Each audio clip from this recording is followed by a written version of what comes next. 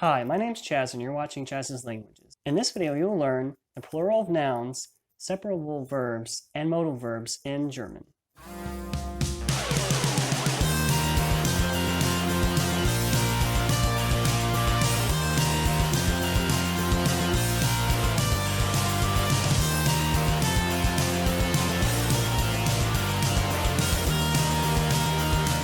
Hi you guys, thank you for watching and welcome to the third German lesson here on Chaz's Languages. In today's video, you'll learn how to form the plural of nouns, separable verbs, and modal verbs. So first, I'll start with how to form the plural of nouns. Now, nouns in German, in forming the plural for them, it's a little bit more involved than it is with English or Spanish, where you simply add an S. In German, there are different types of endings for the plural, and I'll go through all of those. Forming the plural is much more involved and is slightly difficult, and the rules for forming the plural of nouns aren't so rigid, and there are many exceptions.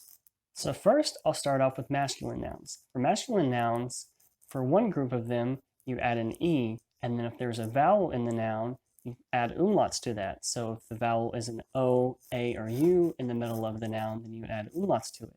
And an example of that would be der Hut, which means hat. And in the plural, it becomes die Hüte. Now, as I mentioned earlier, there are exceptions. So an exception to this rule would be with the word der Tag, which means day. And in the plural, it becomes die Tage, not die Tage. The A stays the same, so it's die Tage. For feminine nouns, most add in or en. So, for example, with the noun die Frau, it becomes die Frauen.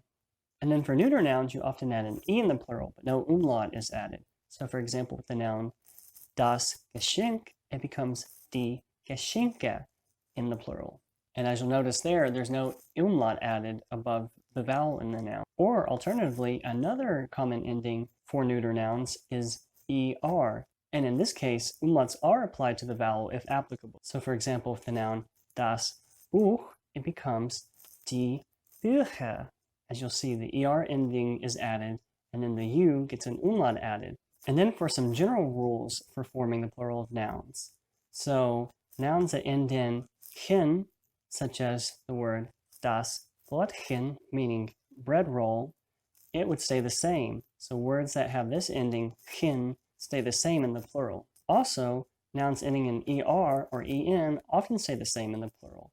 For example, with the noun der Keller, meaning basement. In the plural, it would be die Keller, and as you'll see, there's no change there. But with some of these nouns, they do have a umlaut vowel change. For example, with the noun der Bruder, meaning brother, it becomes die Brüder in the plural. For most nouns coming from French or English, you simply add an S. For example, with the noun das Taxi, it would become die Taxis. And as you'll see there, you simply add an S. And then for nouns that refer to female professions that end in in, you simply add nen to the end of the noun to form the plural. For example, with the noun die Köchin, which means chef, and in the plural it would become die Köchinnen. So now that we've talked about how to form the plural of nouns in German, let's move on to separable verbs. And these verbs are called this because the prefix of the verb splits off from the front and goes at the end of the sentence when conjugated. Some common prefixes of separable verbs are zu, ein, ab, an, auf, aus, nach, vor, and statt. And then the following prefixes can be either separable or inseparable. The verbs with these prefixes that are separable usually carry more concrete meaning and are inseparable when their meaning is more abstract. These prefixes are durch, unter, über, vor, hinter, wieder, and wieder. So let's take a look at an example of how a separable verb is used in a sentence. And as I said before, the prefix of the verb is sent to the end of the sentence whenever the verb is conjugated. So for the first example, we'll look at the verb ankommen, meaning to arrive. For the sentence, we arrive tomorrow, in German, that would be wir kommen morgen an. And as you'll see, the verb ankommen, the an is split from the verb and sent to the end of the sentence whenever it's conjugated. And then the verb remains in its usual place in a sentence. The next example is with the verb stattfinden, meaning to take place. So for the sentence, the event takes place in the library, it would be Die Veranstaltung findet in der Bibliothek statt. And as you'll see here, the statt prefix is sent to the end of the sentence, and then the verb conjugated find stays in its normal place in the sentence. And the last example of a separable verb is with the verb einkaufen, meaning to shop. So for the sentence, I'll shop in that store later, it would be später kaufe ich im Kaufhaus ein. And as you'll see, the ein prefix is sent to the end of the sentence.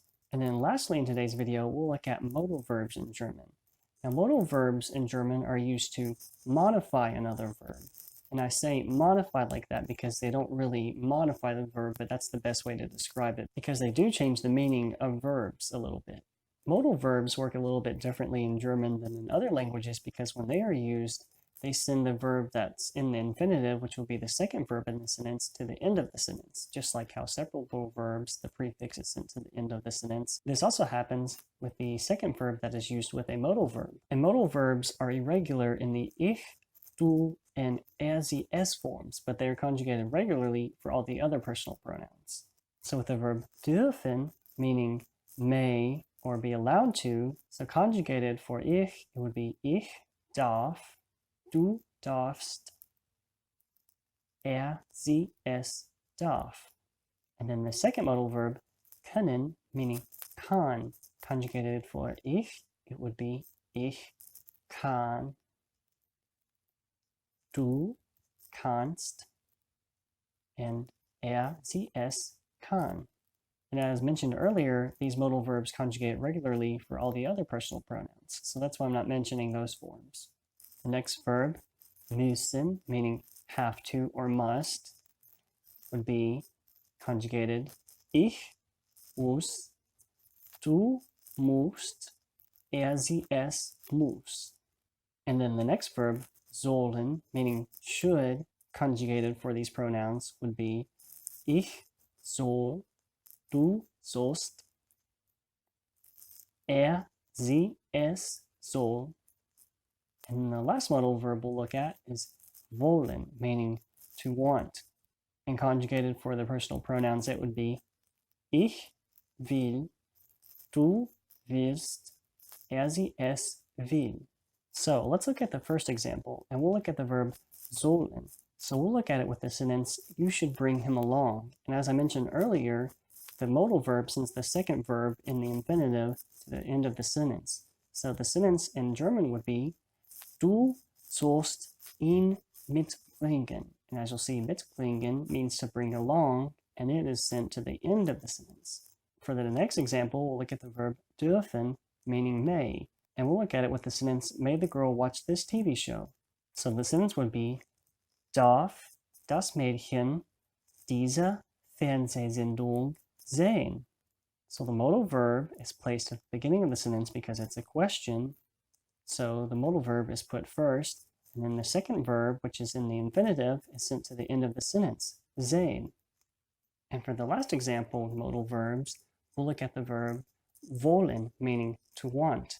And we'll look at the sentence, you guys want to sell my car, which would be in German, ihr wollt mein Auto verkaufen. So the conjugated verb wollt is in its normal place in the sentence, and the verb verkaufen, meaning to sell, is in the last place of the sentence. Now, with modal verbs, in some instances, they can be used on their own without the second verb in the infinitive. And that is because in these instances, the meaning is implied, so therefore the second verb is not needed. So the first instance we'll look at is with the verb können. So for this instance, the meaning is that someone knows a language or can speak a language.